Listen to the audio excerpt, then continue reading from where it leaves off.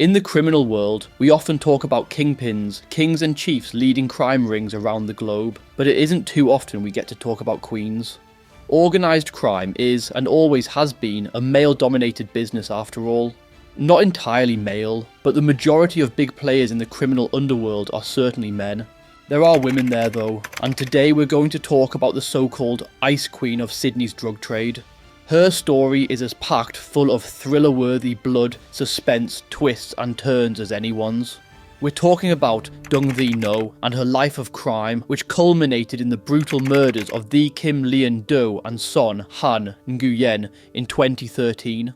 Little is known about her early life. For someone so notable in the criminal world, we actually know very little about the woman she was. However, from her surname, we can surmise that she was born to Vietnamese parents, and we know she was born in 1976. Her path into the drug trade is also a bit of a mystery, but given her background, it becomes quite simple to explain. There was a massive shift in Sydney's drug trade back in the 1990s. The heroin trade shifted from the King's Cross suburb to Cabramatta, a suburb with a large Vietnamese population. As you might expect, the local community slowly got dragged into the world of crime, filled with opportunities for a better life. A lack of Vietnamese people within the police force, a huge language barrier, and a general distrust and dislike within the Vietnamese community for law enforcement all went into the boiling pot, and what came out was a new home for Australia's heroin trade. Vietnamese syndicates were involved at all levels of the heroin trade, from street dealing to importing. They often imported heroin via Vietnam, which experienced increased opium production during this period and became the transit point for heroin produced elsewhere in the region too. At the forefront of this new world order was the 5T gang, founded by Vietnamese refugees who arrived in Australia after the fall of Saigon in 1975. They quickly rose to prominence, led by Thi Minh Tran, who became the gang's leader at just 13 years old. The 5T quickly established a tight-knit criminal network that controlled Cabramatta's streets. These gangs completely revolutionised the heroin trade in Sydney. They supplied high-quality Southeast Asian heroin, often 65 to 75% pure, at competitive prices. By organising their own importations and using couriers returning from Vietnam, they cut out middlemen and sold directly on the street. This attracted addicts and dealers from across Sydney, turning Cabramatta into Australia's heroin capital. The impact on the community was devastating. The train line into the suburb became known as the Smack Express, with up to 1,000 addicts travelling into the neighbourhood every day. The locals lived a life of fear during this period, but still didn't trust the police enough to risk the wrath of the 5T. All of this provided opportunities for members of the Vietnamese population of Sydney to fall into a life of crime. This includes people like Dung Thi Ngo. The prospect of a legitimate life and any sort of wealth from another source were likely bleak, so she got into the drug game. What we do know is that Ngo's rise through the ranks of Sydney's drug trade was a rapid one.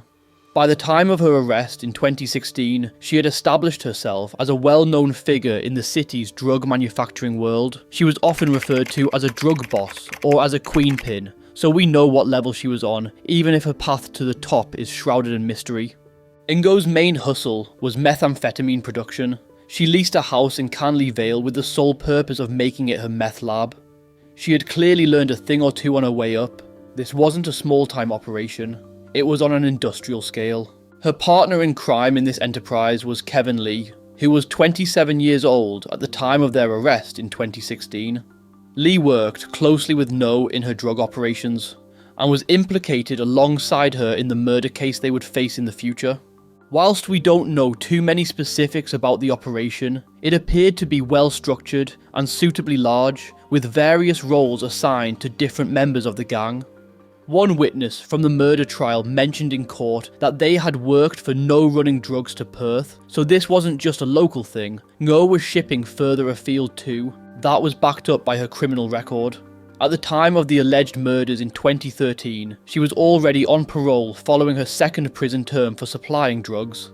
That's how we know that Ngo wasn't new to the game. She'd earned her stripes and worked her way to the top of the food chain, and she must have been accumulating wealth at a rapid rate by this time. The house in Canley Vale was both the manufacturing site and a base of operations for Ngo's drug enterprise. The garage was the centre of it all, probably where the cooking equipment was stored and used. Access to the garage was also restricted. Witness 4 from the trial, an unnamed evidence giver, was not permitted to enter that room, suggesting Ngo only allowed those she absolutely trusted to go in there. The operation inside that garage probably looked like most meth labs. Methamphetamine production usually involves the use of other chemicals such as ephedrine or pseudoephedrine. These are found in over-the-counter cold and asthma medications. Other chemicals used in the process can include red phosphorus, hydrochloric acid, drain cleaner, battery acid, lye, lantern fuel and antifreeze, all of which can be brought easily from hardware stores. While most weren't allowed anywhere near the equipment, one man certainly was. Son Thanh Nguyen, also known as Son Thanh Nguyen, was central to the operation and was the lead methamphetamine cook for Ngo.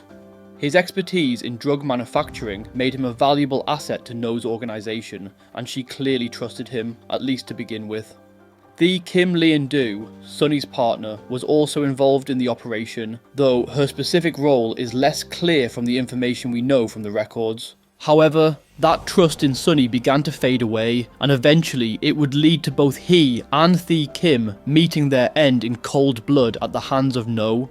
It all started when the group discovered that a large quantity of drugs had gone missing from their Beckenham Street house in Canley Vale. Not only was Ngo facing a huge financial loss due to the missing product, but someone in her circle of trust had betrayed her. Suspicions within the drug ring appear to have fallen on Sonny, the primary methamphetamine cook, and his partner Thi Kim. We're not sure if there was any solid proof, but in these operations, it's usually the cook and those close to the production process that are the first suspects when things start to disappear. Ngo and Kevin Lee planned to confront the two at the Canley Vale property where they could be in full control of the interrogation, and on April 10th, 2013, Sonny and Thi Kim were brought to the house. When they arrived, Sonny and Thi Kim were separated and restrained in different rooms of the house. Lee, accompanied by 4 or 5 other men, confronted them. The main focus was on Sonny, whom they suspected had staged a break-in and stolen the drugs himself. In the garage, Sonny faced intense interrogation. Ngo, the alleged drug boss, demanded the return of the missing drugs. She warned Sonny, "Return it. If you return it, Thi Kim will stay alive. If you did it, you have to bear the consequences." This ultimatum set the stage for the violence that was going to follow. Meanwhile, Thi Kim was held in a bedroom where she pleaded for her life. Witnesses reported hearing her cry out, "Please forgive me, I didn't do anything, I know nothing, please don't kill me." Neither of them would make it out of that house alive. Sonny was strangled to death by Lee on Ngo's strict orders. Thi Kim was also killed, but due to the state of her body, when it was finally found, no direct cause of death could be determined. However, from some of the testimonies, we do know it was likely to be smothering, asphyxiation, or choking that ended her life, much like her partner's. It isn't likely that Thi Kim was killed as a punishment, but more likely that the group feared she wouldn't keep quiet about what had happened that night. After the murders were finished, the group quickly disposed of the bodies. Sonny's body was wrapped in bedsheets and dumped on the side of a street in Bankstown. An off-duty ambulance officer discovered his remains later that night, noting his wrists were bound with cable ties and blood-soaked tissues stuffed in his mouth. Thi Kim's body met a different fate entirely and was hidden where it wouldn't be found. It was wrapped in bedding and disposed of in bushland near West Hoxton. Her remains weren't discovered until early 2014 when a homeowner repairing a fence stumbled upon what he at first thought was a dead animal, only to find a human skull. The investigation into their deaths took years. Indeed, the death of Sonny and disappearance of Thi Kim weren't considered to be part of the same investigation until the second body was found. There were no breakthroughs in the case until, after extensive detective work and the gathering of witness testimonies, it became clear to the authorities that Ngo and Lee were behind the murders. In September 2016, authorities arrested Ngo, then 43, and Lee, 27, in connection with the double homicide. The arrests were based primarily on witness statements, particularly from two key witnesses referred to as Witness 3 and Witness 4. Despite the lack of forensic evidence linking the suspects to the crime scene, investigators believed they had enough testimony to proceed with charges against Ngo and Lee for the murders. The trial took place in 2018. The prosecution's case relied heavily on the testimonies of those two key witnesses to establish the defendant's involvement in the murders. Witness 4's testimony was central to the prosecution, as it directly implicated Ngo and Lee in the murders. This witness was the one who claimed that Sonny and Thi Kim were brought to the Canley Vale house after Ngo discovered the missing drugs and that they witnessed the murders.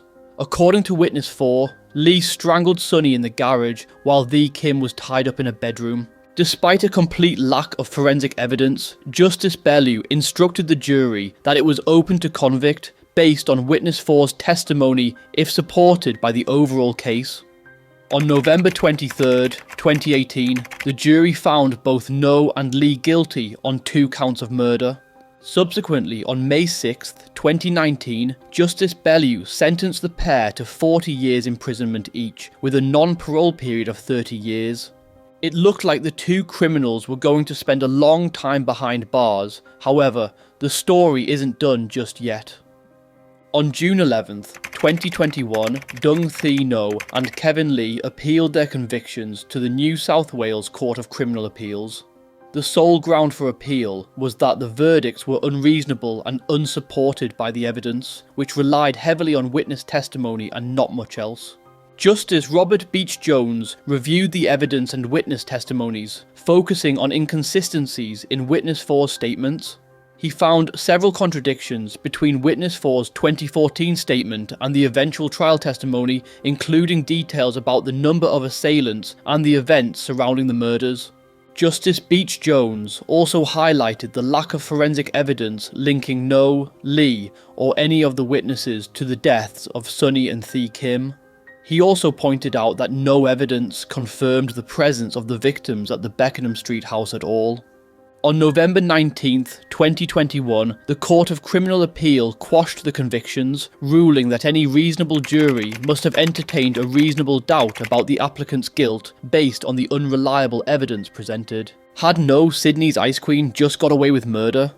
In truth, it's unlikely that we will ever know the truth. It is possible that the witnesses could have fabricated the entire story to put Ngo and Lee in prison for a long time. However, that's a lot less likely than two criminals realising that, despite being guilty of murdering two people, the case against them had been so weak that it would never stand the scrutiny of an appeal.